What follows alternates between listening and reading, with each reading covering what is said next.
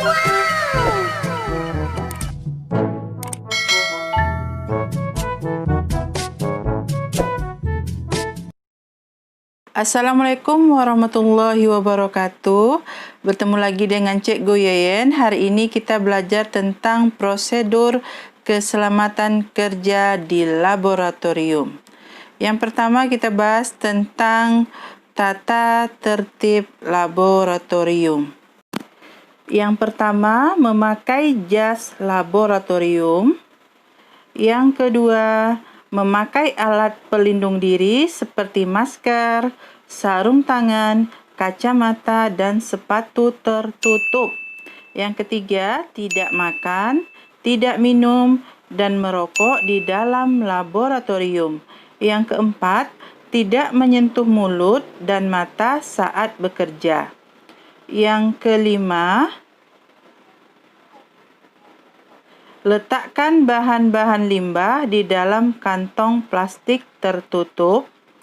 Yang keenam, mencuci tangan dengan sabun setelah selesai bekerja. Next, kita lanjutkan yang kedua tentang simbol bahan kimia yang ada di laboratorium. Sekarang kita perhatikan gambar, di situ ada simbol, jenis bahaya dan contoh dari bahan kimia yang berbahaya tersebut. Yang pertama itu simbol seperti nyala api unggun, merupakan jenis bahan kimia yang mudah terbakar, contohnya adalah bensin dan eter. Yang kedua itu simbol seperti bom yang meledak atau petasan, menandakan bahan kimia tersebut mudah meledak, contohnya adalah TNT dan amonium nitrat. Yang ketiga itu simbol gambar dengan tetesan-tetesan yang mengenai tangan. Bahan tersebut menunjukkan dapat menimbulkan kerusakan pada jaringan tubuh manusia atau bersifat korosif. Contohnya adalah asam sulfat dan asam klorida. Yang berikutnya adalah gambar tengkorak. Itu menandakan bahan kimia tersebut beracun. Contohnya adalah merkuri, sianida, dan gas klorin. Kita lanjut pada gambar berikutnya. Ada gambar seperti tanda kali atau tanda silang, merupakan jenis bahan yang berbahaya atau menyebabkan iritasi. Contoh bahannya adalah alkohol, kloroform, dan aseton. Berikutnya adalah gambar bola dengan kobaran api, merupakan simbol untuk bahan yang dapat membakar bahan lain atau bersifat pengoksidasi.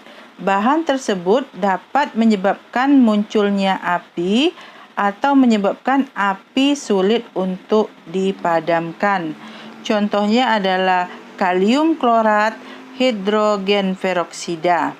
Berikutnya itu gambar seperti radar, merupakan simbol untuk bahan yang bersifat radioaktif.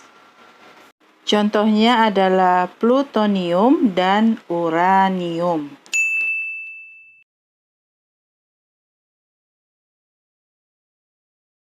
Kita lanjut yang ketiga, yaitu alat dan bahan laboratorium. Berikut ini adalah beberapa alat laboratorium beserta fungsinya. Yang pertama adalah labu ukur, berfungsi untuk menampung dan mencampur larutan kimia. Yang kedua, tabung reaksi, berfungsi untuk menampung larutan dalam jumlah yang sedikit. 13. Beker gelas atau gelas beker berfungsi untuk menampung bahan kimia atau larutan dalam jumlah yang banyak. Yang keempat adalah gelas ukur. berfungsi untuk mengukur volume larutan. Yang kelima adalah pipet tetes, berfungsi untuk mengukur volume larutan. Yang keenam adalah penjepit tabung reaksi, berfungsi menjepit tabung reaksi selama melakukan proses pemanasan. Yang ketujuh, pipet tetes yang berfungsi untuk mengambil larutan dalam jumlah yang sedikit. Yang kedelapan adalah mortal dan alu atau lumpang dan alu, berfungsi untuk menggerus dan menghaluskan suatu zat. Yang kesembilan adalah botol semprot, berfungsi untuk menyimpan aquades dan digunakan untuk mencuci atau membilas alat-alat dan bahan. Yang ke-10 adalah cawan porselin, berfungsi sebagai wadah untuk mereaksikan atau mengubah suatu zat pada suhu yang tinggi. 11 adalah kawat nikrom, berfungsi untuk mengidentifikasi suatu zat dengan cara uji nyala.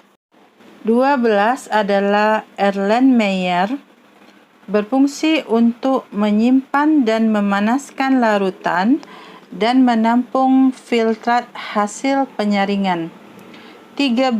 Pembakar spiritus atau lampu Bunsen, berfungsi untuk membakar zat atau memanaskan larutan. 14 adalah batang pengaduk, berfungsi untuk mengaduk larutan.